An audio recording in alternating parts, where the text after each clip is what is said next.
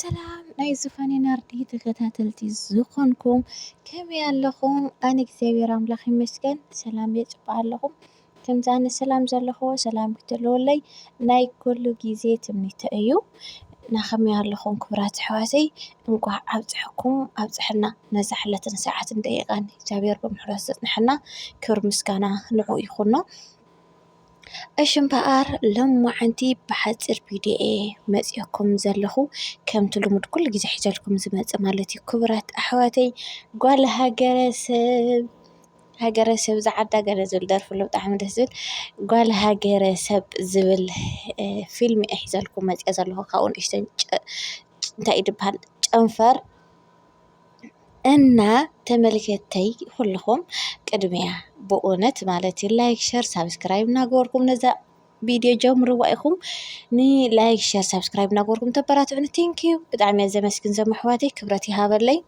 ንዘይገበርኩም ከዓ ላይክ ሸር ሳብስክራይብ እናገበርኩም ኣበራትዑና ንኣና ንደካማታት ስደተኛታት ኣሕዋትኩም ክብለኩም ይፈቲ እና ሎማዓንቲ ብጣዕሚ ደስ ዝብል ቪድዮ ሒዘልኩም መፂአ ዘለኹ ብዝበለፀ ግን ካባይ ዘይኮነ ናኻብ ባዕላ ኣብኣ ጓል ሃገረሰብ ገይሩ ኢልኩም ብትግርኛ ሸርች ገይርኩም ተፅሒፍኩም ክትመፀልኩም እያ ከይርኩም ከዓ ክትከታተልዋ ከይርኩም ላይክ ሸር ሳብስክራይብ ክትገብሩሎም በዚ ኣጋጣሚ ይላበወኩም ዞም ኣሕዋተይ እና ናብኡ ከብለኩም እየ እዛ ቪድዮ እስካብ መጨረሻ ረእይዋ ሌትስ ጎ ናይ ሎማዓንቲ ብጣዕሚ እዩ ዝገርም ሃራን ማለት እዩ ሕሽዎ ካብ ሕክምና ወፂኡ ኣምላኽ ይመስገን መቸም ኣይትሕመን ኣይትብሎን ሕመምካ ግን መሓረኒ ኢኻ ትብሎን እግዚአብሔር ኢሉ ግን ሕሽዎ ኣምላኽ ይመስገን ይሕሾ ደኣ እምበር ግን እንተኣትያት ኣብ ዕላልሲ ፍርስቲ ኣይኖ ይሕሾ ደኣ እምበር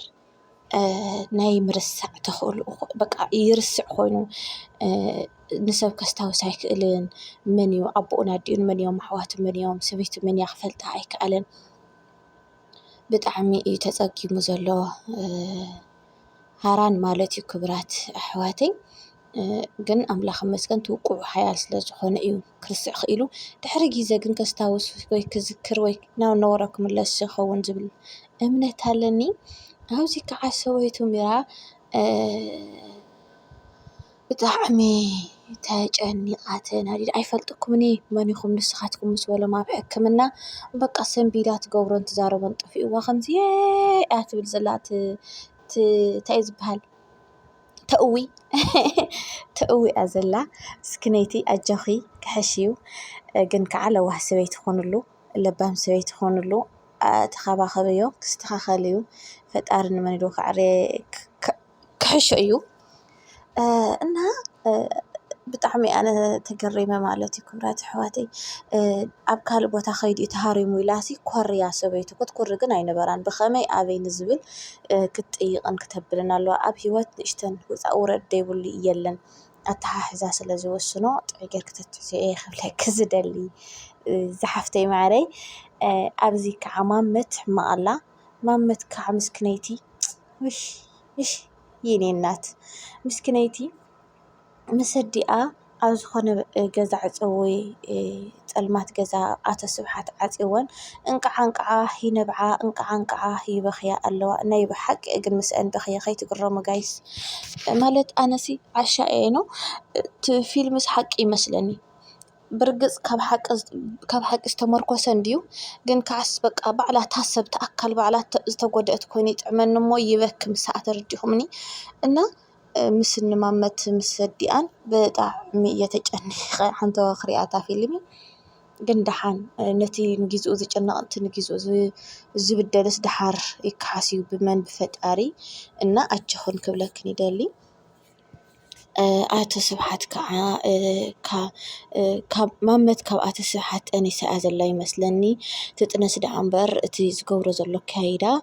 እቲ ዝገብሮ ዘሎ ሕማቕ ተግባር ሙስና ስራሕ ኣቶ ስብሓት ካብ ምፍላጥ ዓዲ ኣይውዕልን እዩ ክፍለጥ እዩ ቢንያም እውን ጥብቕ ዝበለ እንታይ እዩ ዝበሃል ሓለዋ ገይሩሉ እዩ ዘሎ ጎና ጎኒ ይከታተሎ እዩ ዘሎ ይከታተሎ ዳ እምበር ኒ ማመትን ነዲኣን ንቕተለን ኢልዎ እቲ መሳርሕቲ ናይ ኣቶ ስብሓት ግን ካብኡ ከም ዝጠነሰት እሱ ከም ዝጋሰሳ ስለ ዝፈለጠ መንፈሲ ስምዒታቱ ስለ ዝገበራ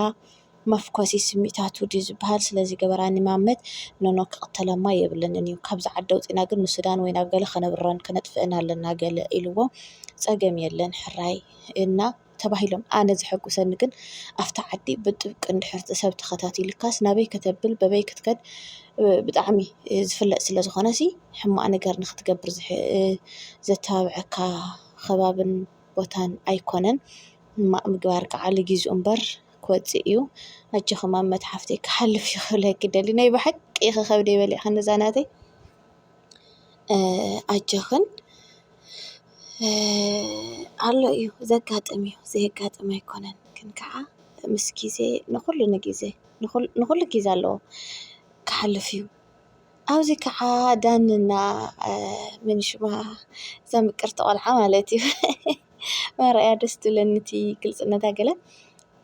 ዳኒ ማራ ከይፍ ዘለዎ ወዲ በቃ ደስ ክብለካ ትሕትንኡ ህድኣቱ ገለ ኣዘራርብኡ ኣወዳድቃ ቃላቱ ኣይኖ ብጣዕሚ ደስ ዝብል ዝመስጥ ወዲ እዩ ይኹን ዳ እምበር እቲ ኣኑዑ ተፍቅሮ እቲ ኣውኑዑ ተፍቅሮ እስ ግን ንመን ይደፍቅር ዋላ ይተረድአንን ንዓየይ ዋላ ይተረድአንን ጋይስ ዋላ ይተረድአንን ንዓየይ ግን ከም ሰብ ዝሓስብ ኮይኑ ዝስምዐኒ ግን ንሓፍቲ ሃራን ኮይኑ ዝስምዐኒ ንዓየይ ማለት እዩ ክብራት ኣሕዋተይ ኣብዚ ከዓ ናይ ኣቶ ስብሓት ምስ ሰበይቶም ከዓ ንኺድ ናብ ሕክምና ወድና ንርአዮ ክትብሎን ከላ ኣቶ ስብሓት ከዓ ናይ ኣንቲ እንታይ ገለ ኢሉ ፀሪፍዋ ወይ እንታይ ንዓይስ ኣይወደይን ድዩ ቀሲልና ኢና ንኸይድ እንታይ ዘህፅፅ ኣለክ ገለ ኢልዋ እሞት ወድና ሕክምና እንዴ ተደርቢር ንሄለ ከይድና ንርአዮም ሕማቕ እዩ ዘለኮ ምስ በለቶ እሱ ከዓ ንበይ ንኽድ ይወድኺ ደይ ንኹልና እዩ ወድና ሃታፍ ስቕበሊ ዘረባይ ተብዝሒ ገለ ኢልዋ እሳ ከዓ ስቕ እንደበልታይ ዘረባ ዘብዝሕን ዘየበዝሕን ሕክምና ከይድና ንከታተል በላዊስ ከይድና ነመልክት ብደንቢ እቶም ወቃዕቲ ንወደይ ዳርጋ ዘይሞተ እዩ እምበር ሞይቱ ኢሎም ክኦም ገዲፎሞ ናይ ሞት ከምዚ ሞይቱ ኢሎም እዮም ገዲፎሞ ዳርጋ ዝቐተልዎ እዮም ብሓይሊ ኣምላኽ ይወፅ እምበር ገለ ኢላቶ እሱ ከዓ ፀገም የለን ክንሪኦ ኢና ሕጂ ስኢል ክሃለፍ ከለፍ ኣይትበሊ ኢሉ ተፃሪፍዋ ተኾነ ግን ኣብ መኪና ምስ ኣቶ ደምሳስ ኮፍ ኢላ እናዕለለት ወድና እንታይ ይኹን ወደይ ሕማቕ ኣሎ ክትብሎን ከላ ኣቶ ደምሳስ እውን ወድና ሕማቕ ኣሎ ኣብዚኣ ግን ኣቶ ደምሳስ ሃራን ወዲ ኣቶ ደምሳስ እዩ ኣቶ ስብሓት ግን ኣይፈልጥን ከም ዘይፈልጥ ኮይኑ ግን ኣብ መኪና እናሓቂፉ እናሰዓማን ከሎኒ ሰበይቲ ኣቶ ስብሓት ኣቶ ደምሳስ ሪእዎም ግን በኽዩ እንታይ ዝኾነ ዝተሓበአት ምስጢር ከም ዘለ ከዓ ደረድእ ሓድሓቂ ነው ጋይስ ዝኾነስ ኣሎ እንተስቲ ሃራን ወዲ ኣቶ ደምሳስ እዩ ካብኡ ከዓ ብኸመይ ጓል ኣቶ ደምሳስ ንሃራን ተመርሕያ ትመርዖ ዳ እምበር ምስኡ ሓንቲ ናይቲ ሕማቕ ነገር ኣይገበረትን እያ ንመርዓ ብቻ ተመርዒያ ዳ እምበር ፍፁም ተኣምር ምንም ኣይገበረትን ሕጂ ኣብዚኣ ዝኾነት ነገር ኣላ ጓል ኣቶ ደምሳስን ኣቶ ስብሓትን ትፈልጥዋ ምስጢር ኣላ ክልቲኦም ማለት እዩ ሕጂ ኣቶ ስብሓት ግን ሪእዋ እናሃለየን ሰበይቱ ምስ ኣቶ ደምሳስ